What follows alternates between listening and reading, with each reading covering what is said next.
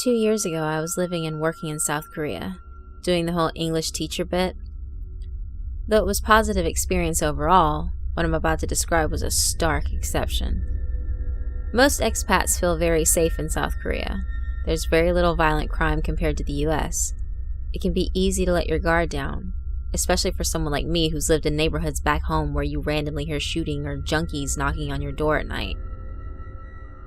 My apartment was provided by my employer. Located in Seoul, it was a small studio on the second floor of a relatively small building.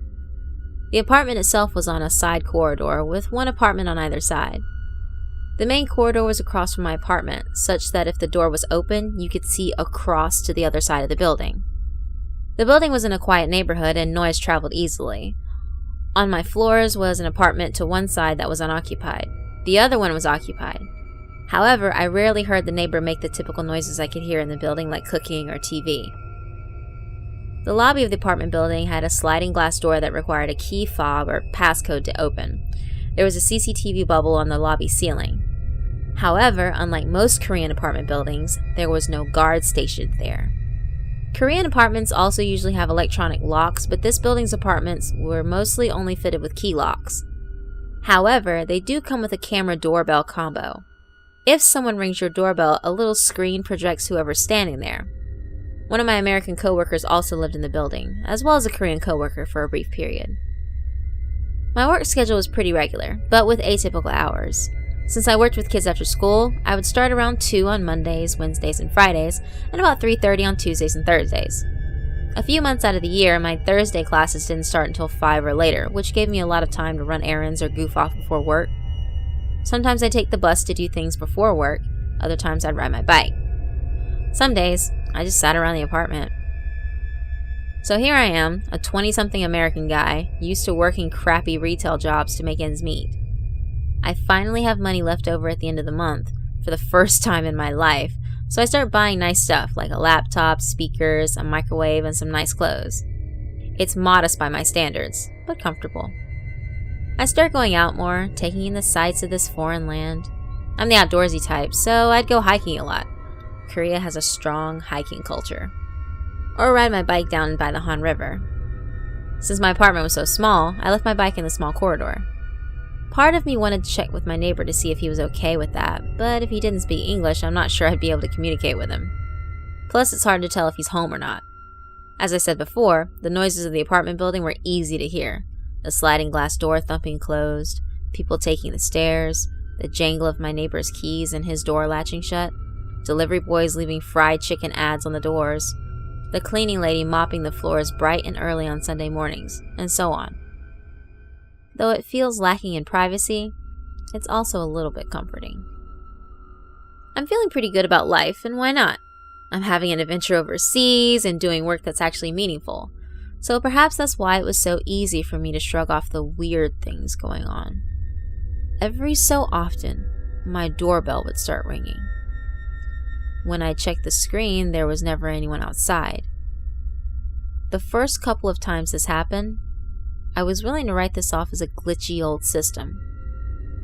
Though high-tech by my standards, the doorbell has clearly been there several years. By the third or fourth time I heard that ding ding ding, it started to send chills down my spine. On the screen, I noticed the motion-sensing lights in the main corridor slowly click off one by one, before the screen itself went blank. I entertained the notion that it might be a ghost, but the more obvious scenario was that someone was ringing the bell, either quickly when passing down the hall or possibly even remotely. Now I'm starting to get annoyed. Are they trying to mess with my head or what? A few days later, I'm sitting at home at around 3 p.m. when, out of nowhere, someone pounds on my door. I didn't even hear anyone walking outside. I froze, not responding. At that point, I thought someone was trying to intimidate me. I was tired of it, so I flung open the door. Unsurprisingly, there's no one there. I call out, "안녕하세요?" No response. "안녕하세요?" The silence mocks me. In retrospect, I should have gone to my boss at this point and told him what was going on or brought some surveillance cameras or something. Instead, I did nothing. I guess I was just hoping my meager display of bravado would show whoever was messing with me that I wasn't going to let them get to me. After several weeks of silence, I'd started to forget about these incidents. One Thursday, I lucked out and had the random day off from work. It was a fluke, so no one except my coworkers would have known I was off that day. I decided to ride my bike to Gangnam, about a 3-hour round trip. I went to some museums and ran errands. By the time I started heading home, it was dark. I figured I'd lock my bike up, take the bus home, and come back for my bike another day. When I got home, something was off. I couldn't place it at first, but something was just wrong. I shook off the feeling and napped for about an hour. Upon awakening, I reached out to the spot where my laptop should have been, but only touched the floor. Immediately, I knew now what was wrong. That someone had stolen my laptop, but I didn't want to admit it to myself. I tore my apartment up looking in any possible place it could be. The dead giveaway was the charger. I never took the charger out of the wall socket, but it too was missing. After about 2 hours of coming to grips with the situation, I called 119, the Korean 911. An officer showed up and I showed him around. There wasn't much to see, unfortunately. He explained via Google Translate on his phone that there was no signs of forced entry. I admitted this was so, and that there was no other possible way into the apartment. The only window in the studio didn't even open up enough for a child to pass through. Did anyone else have keys to the apartment? I had no idea. I didn't even know who the landlord was. The next day, I met with the police at my workplace. A coworker acted as an interpreter.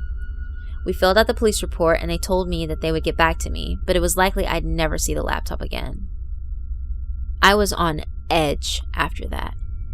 Eventually, I bought another laptop. I took it with me wherever I went. Day trips to other cities, 2-hour subway rides, even the top of mountains. Seoul police did a follow-up call with me 2 weeks after the theft. They had no leads. The bubble camera in the lobby was actually just a dummy, so there was no footage to tell if the thief lived in the building or not. I developed my own theory, centered around the shady neighbor. It seemed likely that he was the one behind the phantom doorbell phenomenon. He was almost certainly the one that knocked on my door that day, and he was the only one likely to notice whether my bike was missing. The knocks were probably to check whether I was home or not. If he had a key, he could have easily slipped into my apartment when I wasn't home. The days my doorbell went off and the day of the theft were all Thursdays. I tried pretending to leave for work a few times, lingering in the stairwell hoping to catch him, but that never panned out. Though I never felt safe or comfortable in that apartment again, the rest of my time there went without incident.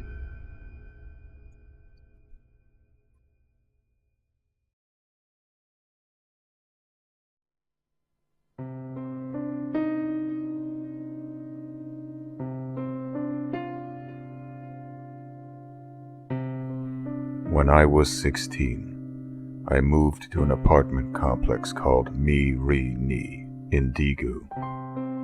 It was pretty old, but spacious, and my parents really liked it. One night, my dad turned on the karaoke machine in the living room and began to sing. To drown out the noise, I closed my bedroom door and went to sleep. In the middle of the night, the door began to squeak. I woke up and looked at the door. It was open a little, but the squeaking stopped. I was too tired to care, so I just went back to sleep. But as soon as I closed my eyes, the door began to squeak again. I thought it was my sister trying to scare me, so I yelled out, "Hey, I'm tired. Go to sleep." But there was nothing. I was getting a little scared, but I was too lazy to get up and shut the door, so I closed my eyes again. Then came another squeak. The door was now open enough for a head to pop in. I finally got up, locked the door, and turned the lights on. Afterwards, I got my cell phone and called the house, as I thought it was a burglar. My mom picked up, and I told her there was someone in the house, but she couldn't hear me and just hung up. I've never had problems with my cell or the house phone. I stayed up all night, listening for any noises this burglar might make, but I heard nothing.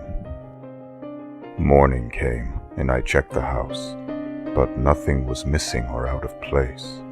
I was somewhat freaked out, but didn't think much of it. About a month later, my dad went to the US for a business trip, so it was just my mom, my brother, and my sister with me in the house. We have 2 bathrooms, but the ones my siblings and I use doesn't have a tub. I'm the first one to wake in the morning so I can wash my hair. Before I continue, I have to explain the house layout. The bathroom with the tub is located in between my parents' bedroom and the computer room. The computer room is a dead end. The tub bathroom has a semi-clear sliding door. You can see somewhat clearly outside from the bathroom, but you can't see anything from outside in. The way I wash my hair, I put my head upside down so I can wash my hair with the hose, and I can see the door from that position. While I was doing this, I saw a tall figure in a black robe slide slowly across the floor towards the computer room. I knew my brother wasn't that tall, so I was curious as to whom it was. I waited for it to come back, since the computer room is a dead end. I never took my eyes off the door, and once I was done washing my hair, I looked in the computer room, but there was nothing there. It couldn't have been my mom, because she's shorter than me, and I'm pretty short. Plus I had to wake her up afterwards. My sister is even shorter than my mom, and she was showering in the other bathroom, and I had to wake up my brother after I was done with my hair. I never figured out what that thing was. A few days later, I was showering at around 5:30 a.m. Suddenly, I heard a man screaming. It was a faint, yet close scream that sounded like the guy was in a lot of pain. It went on the entire time I showered. As soon as I finished, the scream stopped, and I immediately went to my mom, who was in the kitchen right next to my bathroom, and asked her if there was some drunk guy outside screaming, but she didn't. I have 2 small dogs that never bark. I've had one of them for 7 years, and the other for 2 years, and they've never barked.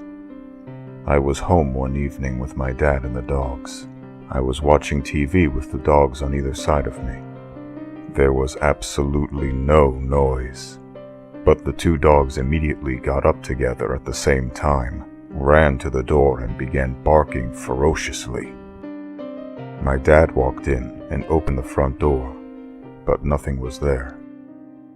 We had to put the dogs in their rooms. After a while, I told my sister all these stories, and she told me she often saw that black figure walk right outside of her door.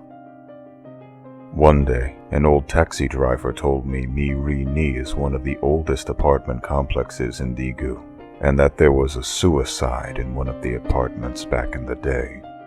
I didn't ask him the details, because I just didn't want to know. We moved to a different apartment complex about 2 years later. My parents never told us why.